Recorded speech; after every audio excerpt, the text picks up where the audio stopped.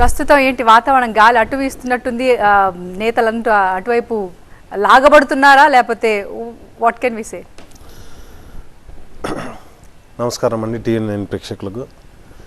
Madam, first of all నేను ఏమంటున్నానంటే, గతంలో మీరు అంటే చాలా కాలంగా మీరు సీనియర్ పాత్రికేయ వృత్తిలో ఉన్నారు, రాజకీయాలను చాలా దగ్గరగా చూస్తున్నారు.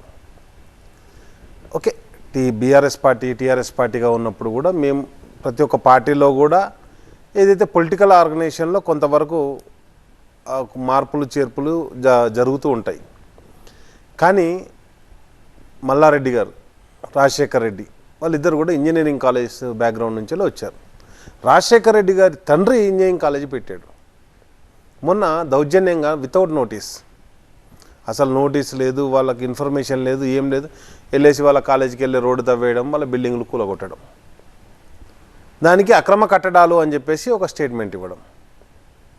అది మేము వచ్చిన తర్వాత టీఆర్ఎస్ 2014లో మల్లారెడ్డి గారు, రాజశేఖర్ రెడ్డి గారు, లక్ష్మారెడ్డి గారు కాలేజీలు పెట్టలే కదా.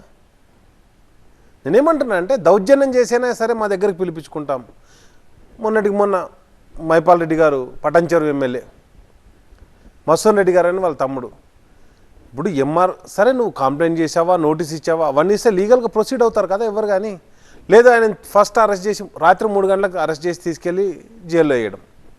అంటే నేనేమంటానంటే, సరే నేను ఓటుకు నోటు కేసు చేసినా కానీ కోర్టు పరిధిలో ఉంది, నేను దౌర్జన్యమే చేస్తాను, దౌర్జన్యం ద్వారానే రాజ్యాధికారంలో కొనసాగుతాను అని చెప్పేసి ఒక సంపూర్ణమైనటువంటి విశ్వాసంతో ఏదైతే కాంగ్రెస్ పార్టీని నడిపిస్తున్నటువంటి నాయకుడు ఉన్నాడో, తప్పకుండా వాళ్ళు ఏ విధమైన పంతాను, ప్రజాస్వామ్య పంతాను కాకుండా, న్యాయ వ్యవస్థను నమ్మకుండా మొత్తం కూడా మా పంతాల మేము నడవనివ్వండి. మేమేమంటున్నామంటే, ఏ విధంగా ఎదుర్కోవాలో బీఆర్ఎస్ పార్టీకి కొత్త కాదు, ఉద్యమ నేపథ్యం నుండి పోరాటాల నుండి వచ్చినటువంటి పార్టీ కాబట్టి తప్పకుండా వాటన్నింటినీ అదే విధంగా ఎదుర్కొంటాం. రైట్.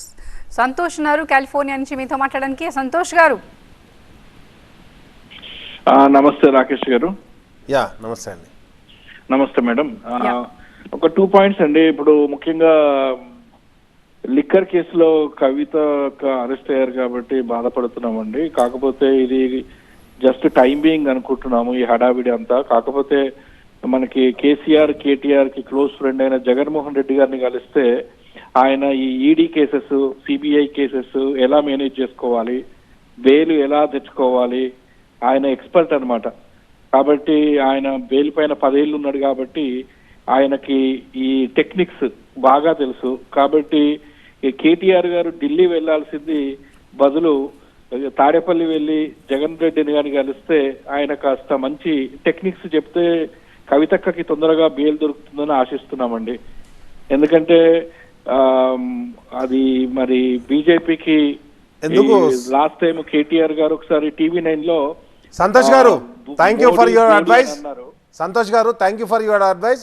ఇంకోటి కూడా చెప్పాల్సింది ఉండే, ఎందుకు సార్ డైరెక్ట్గా చంద్రబాబు నాయుడు ఏదైతే మోడీ గారి కాళ్ళు పట్టుకున్నాడు మీరు కూడా వెళ్ళి పట్టుకోండి అని చెప్తే బాగుండేదేమో. మేమేమంటున్నామంటే, ఏ కేసు ఉన్నా కానీ కేసులనే చెప్పారు, నిరూపిత కాలేదు. అదేవిధంగా ఈడీ కంటే ముందు మోడీతో పాటు ఈడీ వచ్చింది ఇక్కడికి. మీరు చెప్పినటువంటి అడ్వైజ్ని రిసీవ్ చేసుకున్నాం. జగన్మోహన్ రెడ్డి గారి దగ్గర పోవన్నా, చంద్రబాబు నాయుడు గారి దగ్గర పోవన్నా మేము అలయన్స్ పెట్టుకుంటే బాధనే ఉండకపోయేది. మీరు అద్భుతంగా చెప్పారు సార్. ఒకవేళ నిజంగా మీరు అంటే ఐఎమ్ రియలీ సేయింగ్, ఎందుకంటే నేను ఒక ఎడ్యుకేటెడ్ కాబట్టి ఎడ్యుకేటెడ్ తోటే మాట్లాడుతున్నాను ఫీల్ అవుతున్నాను.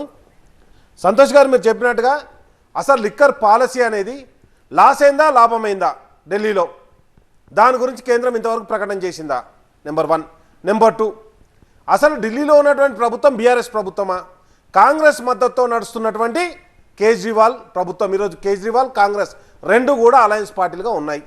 మరి వాళ్ళని ఎవరిని కేజ్రీవాల్ని అరెస్ట్ చేయకుండా ఆ టెండర్ వేసిన వాళ్ళని మమ్మల్ని అరెస్ట్ చేసి ఆనందపడుతున్నటువంటి మీ ఆనందానికి నేను వేరే విధమైనటువంటి నిర్వచనాలు చెప్పలేను. ఎందుకంటే నేను ఇక్కడ కూర్చున్నాను కాబట్టి నేను ఎంతవరకు మాట్లాడానో అంతవరకే మాట్లాడతా.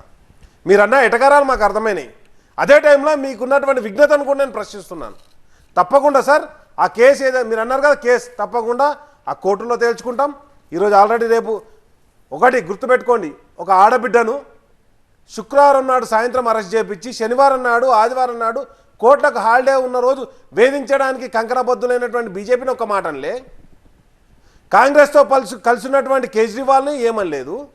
కానీ కవితక్క గురించి కన్నీరు కారుస్తున్నారే, అద్భుతం సార్ మీరు. మీ కసి మీ కోపం అంతా కూడా బీఆర్ఎస్ పార్టీ మీద ఏ విధంగా కనిపిస్తుందో మాకు అర్థమైంది. తప్పకుండా మేము రిసీవ్ చేసుకుంటాం. ఎందుకంటే ఈరోజు 39 మంది ఎమ్మెల్యేలతోటి మేము బలంగా ఉన్నటువంటి పార్టీ ప్రజాక్షేత్రంలో పోరాటానికి సిద్ధంగా ఉన్నాం తప్పితే వేరే విధంగా కాదు. తప్పకుండా రాబోయే ఎంపీ ఎలక్షన్లో ప్రజాస్వామ్యబద్ధంగా వాటిని ఎదుర్కొంటాం.